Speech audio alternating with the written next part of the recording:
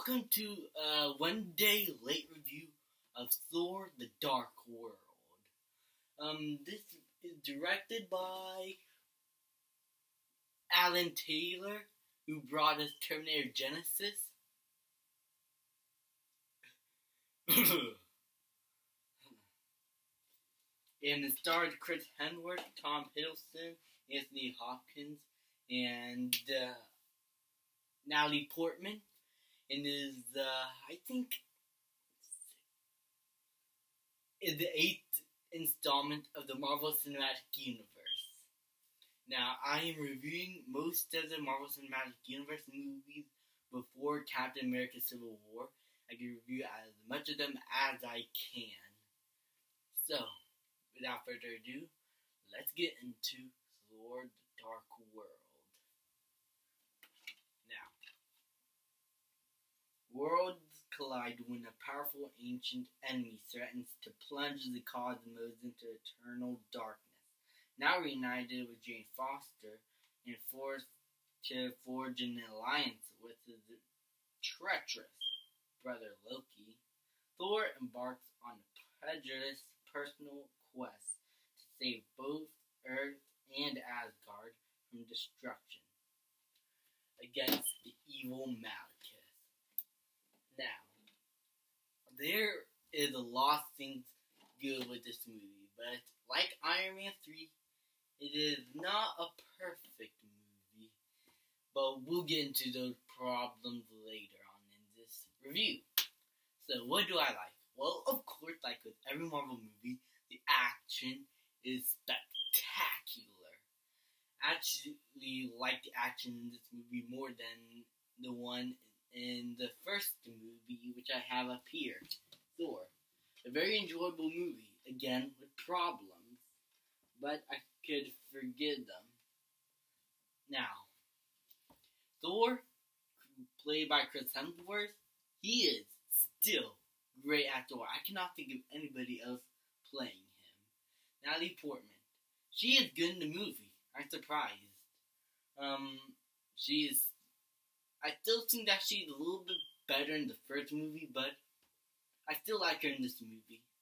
So yeah, Anthony Hopkins, always great as Odin. I wish I could see more of him in the Marvel Cinematic Universe, but hey, it is not a perfect world. Loki, he is great, a great villain in Avengers and in Thor. And while he's not the main villain of this movie, he kind of is. But he is still a great character. So likable. Except, and I know that people are gonna kill me if I say this, but I have one problem with Loki in this movie. What the hell did you just say? Yeah. It is about time that I have a problem with Loki. He's not as strong of a character as he is in the other movies. I like him more in the villainous role. He's more menacing like that. He's still menacing. He is still great in the movie. But he doesn't sometimes fit well in place in certain parts of the movie for me. And that is a bit of a downer. Okay, let's talk about the script and how well it's written.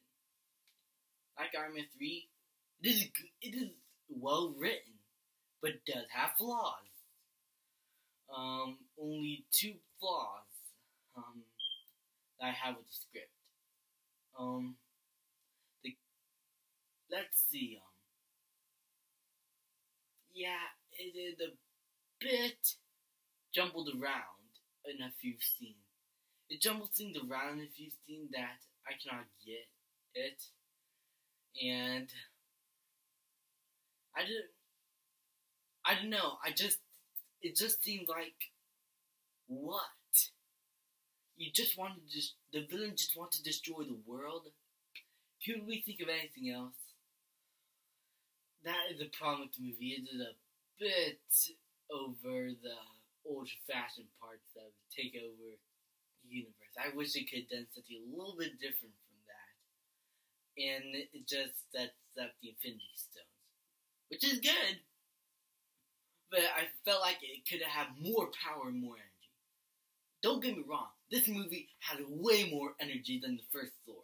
There's a lot of energy, there's a lot of humor, it's really funny. But with that problem aside, that leads me to my biggest problem with the movie, in the last one. The character of Malekith. What a forgettable villain.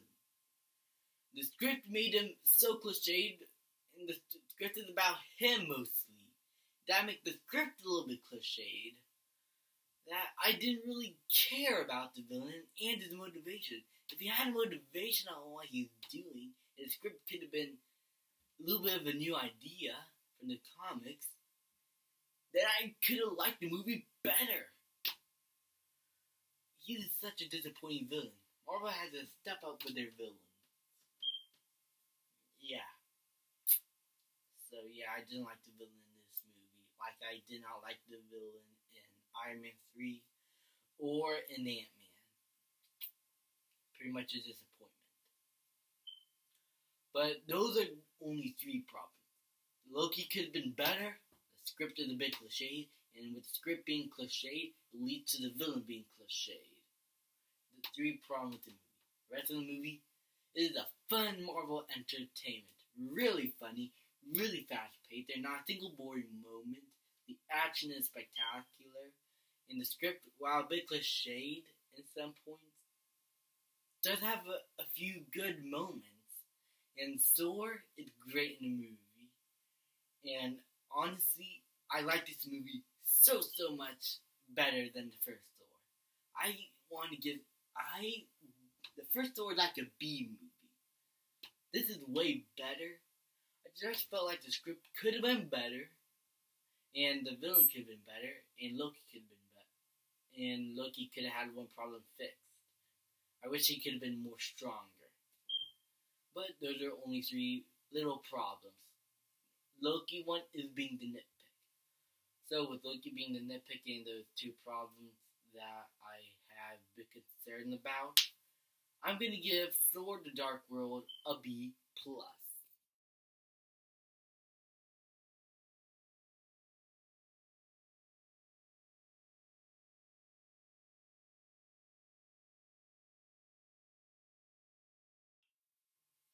I had to give the same grade as I did with Iron Man 3.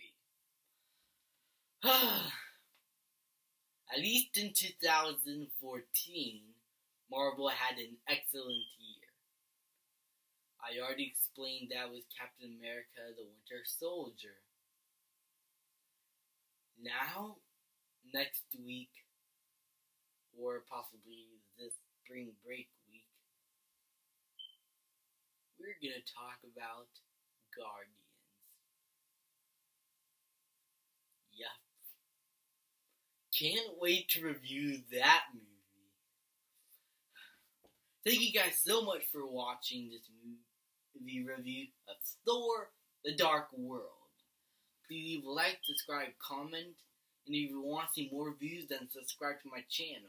And I will see you guys next time.